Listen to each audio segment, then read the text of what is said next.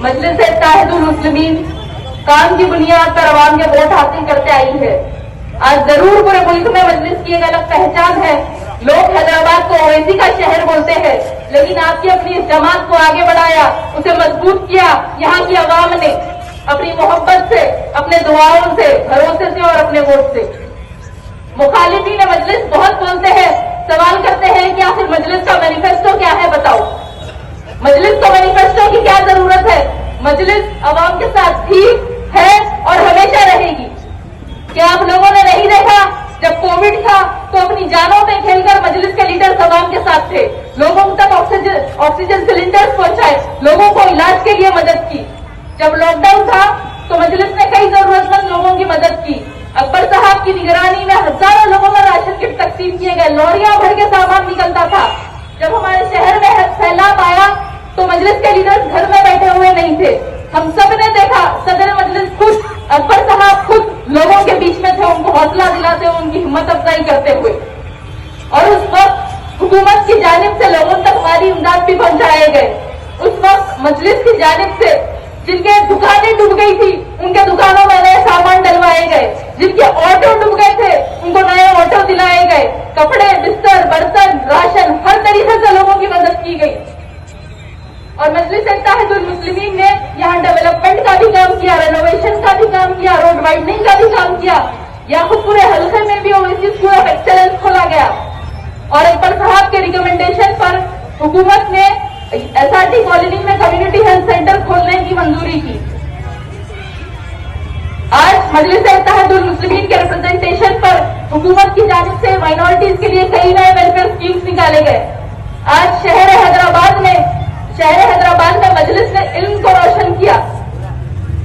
जब पार्लियामेंट में CA/NRC bill को लाया गया था तो मजलिस ने हुकूमत से मुतालबा किया और फिर तेलंगाना असेंबली में CA/NRC के खिलाफ रेजोल्यूशन पास हुआ। जब हमारे शहर हैदराबाद में गुस्ताखे रसूल के खिलाफ एहतजाज हो रहे थे तो मजलिस के लीडर्स अवाम के साथ एहतजाज करते हुए नजर आए। और हैदराबाद को छोड़ो, पूरे तेलंगाना में जहां कहीं भी हमारे लोगों के साथ अगर कोई हादसा होता है तो मजलिस के लीडर सबसे पहले वहां पहुंच जाते हैं। सेक्रेटेरिएट की मस्जिद को इलीगली डिमोलिश किया गया, लेकिन फिर मजलिस के रिप्रेजेंटेशन पर फिर से दोबारा उसी जगह खूबसूरत मस्जिद को बनाया गया। आज मजलिस के रिप्रेजेंटेशन पर एक स्कीम का आगाज हुआ। शादी मुबारक स्कीम के जरिए लड़कियों को, मुस्लिम लड़कियों को शादी होने पर 1,01,16 रुपए दिए जाते हैं। तो वही कल्याणी लक्ष्मी स्कीम के जरिए नॉन मुस्लिम लड़कियों को भी 1,01,16 रुपए दिए जाते हैं। लेकिन आज कांग्रेस ने अपने मैनिफेस्टो में यह वादा किया कि वो सिर्फ कल्याणी लक्ष्मी स्कीम में 10 ग्राम सोने का इजाफा करेंगे, शादी मुबारक स्कीम में नहीं, सिर्फ कल्याणी लक्ष्मी स्कीम में। तो अब बताओ, कांग्रेस की मुसलमानों से नफरत है या मोहब्बत?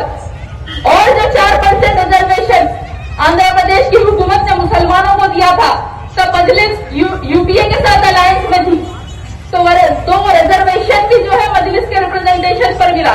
जब कांग्रेस तो ऑल ओवर इंडिया थी, दूसरे स्टेट में भी कांग्रेस की हुकूमत थी, लेकिन रिप्रेजेंटेशन सिर्फ आंध्र प्रदेश में दिया गया था क्योंकि यहाँ पे अपना इत्तेहाद, अपनी ताकत थी। और आज पूरे मुल्क में सबसे ज्यादा माइनॉरिटी बजट तेलंगाना स्टेट में है। फिर भी लोग सवाल करते, पूछते कि भाई अपनी खुद की क़यादत रहने से क्या होता? दूसरे स्टेट्स में माइनॉरिटी बजट तो छोड़ो, रिजर्वेशन तो छोड़ो, कोई अच्छा काम तो छोड़ो, वहां के मुसलमान, वहां के माइनॉरिटी सुकून से जी भी नहीं सकते। उनको मारा जाता है, जेलों में डाला जाता है, हर चीज पर पाबंदी लगाई जाती है। आज बीजेपी ने हर जगह जहर घोल दिया है। यहाँ पे तेलंगाना में बीजेपी के लीडर्स बोल रहे हैं कि अगर तेलंगाना में बीजेपी की हुकूमत बनती है तो भारत माता की जय ना बोलने वालों का वो एनकाउंटर कर देंगे, घरों पर बुलडोजर चलाएंगे, मुस्लिम रिजर्वेशन खत्म कर देंगे, यूनिफॉर्म सिविल कोड लाएंगे। और लास्ट ये जब इलेक्शन में बोले थे कि हम ओल्ड सिटी में सर्जिकल स्ट्राइक करेंगे, क्या हम यहाँ खाली बैठे हुए हैं?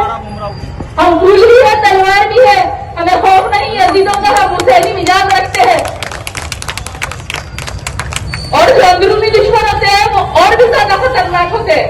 दूसरी तरफ कांग्रेस नई नई साजिशें रच रही, हमारा इत्तेहाद तोड़ने की कोशिश कर रही। अगर नफरत के बाजार में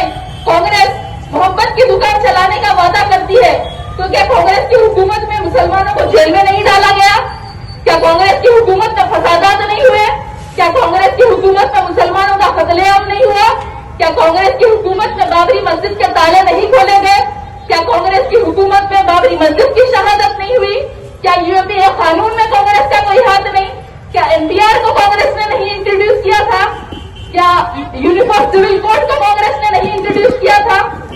क्या कांग्रेस के लीडर नरसिम्हा राव ने नहीं कहा था कि मुसलमानों के कानों में शीश भर दो? क्या मौजूदा तेलंगाना कांग्रेस का सदर का ताल्लुक आरएसएस बीजेपी से नहीं है? सुनने वाली मेरी मां और बहनों, मेरे भाइयों, ये हमारी जमात, ये हमारा इतिहास हमारे बड़े बुजुर्गों की देन है।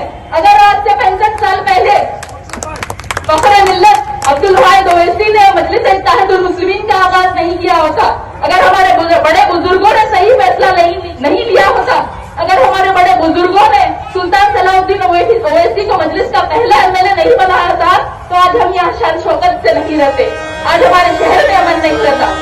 तो आप लोग बहरूपियों के, मुनाफिकों के, मुखालिफों के बहकावे